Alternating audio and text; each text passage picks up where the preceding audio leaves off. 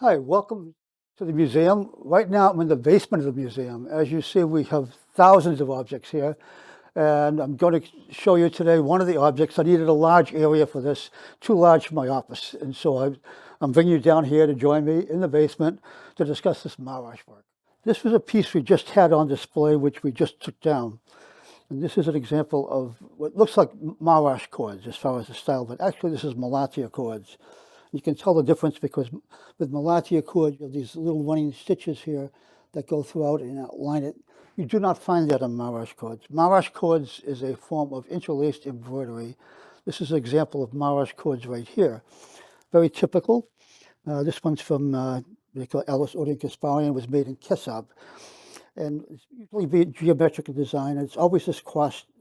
You make an interlaced herringbone stitch, and then you weave in and out of it to make this design on it. This is, like I said, very typical. That's one of the two forms of Marash cords. The other form of Marash cords is the atlazama. And atlazama is basically a satin stitch type of thing. And they make these patterns such as this. This is very typical again. This is actually made in Aleppo. Both of these were made after the genocide when the Marashis had to flee. And so these are examples of that. That big piece of Marash cords, of Malatia cords that came down recently is now being replaced by this piece. This piece is a really exceptional piece. And I've had people say, well, why don't you use an older piece than this? This is from the 1930s. But the reason I want to use this is because this combines both styles in the same piece. That's really not done. Traditionally, you have one or the other, but you never mix them. But in this one, she has actually combined the two styles together. So you have example of the nakash here, the interlaced embroidery. Then here was an example of the atlazama style. Then again, another piece of nakash and atlazama. And she's done this in these long panels, which are then sewn together to make this very large showpiece. And this is really unique because it combines both together, which is why I want to show this piece. Now, the piece was actually made by Lucipere Samwelian, and Orjanian married name, and she was the Eretzkin. And this is her. This is actually on loan to us by Nishan Kazazian, and he gave us a lot of material related to the family. Such as this is a family tree here. The father, Sarkis Samwelian, was a school teacher. He was a school teacher in Marash, and this is him with his school.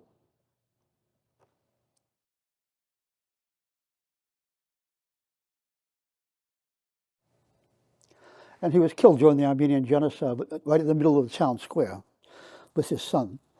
But this was an earlier photograph of him. These were his three daughters. The little girl covering her mouth right here in embarrassment, that is Lucifer as a little girl. And so there were three sisters and a brother.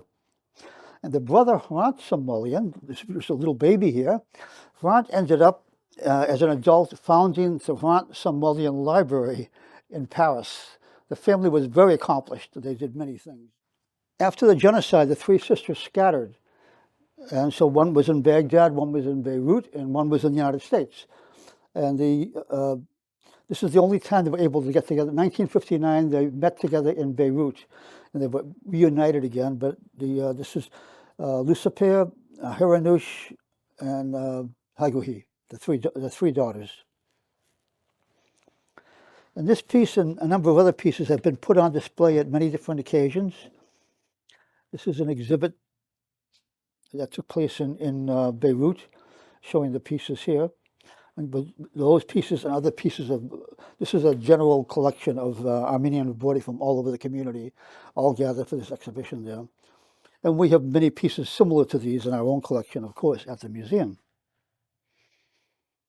One of the most prominent Marash embroiderists in the United States is Lily Vorperian, and she used the nakash design. And these are just some of the many pieces she designed over her career, and she was a recipient of many awards for her embroidery. But the thing is, she never combined them. She was very traditional in that you do the nakash or you do the yat lazama, but you never combine the two. Whereas this one, because it does combine the two, is the reason we selected it. The Armenian Museum is here to share our stories, our history, our culture with the public. We thank Michelle Collegian, President of the Board of Trustees, for sponsoring these presentations. The museum is open Thursday, Friday, Saturday, and Sunday, 12 to 6. We hope you'll join us. Thank you.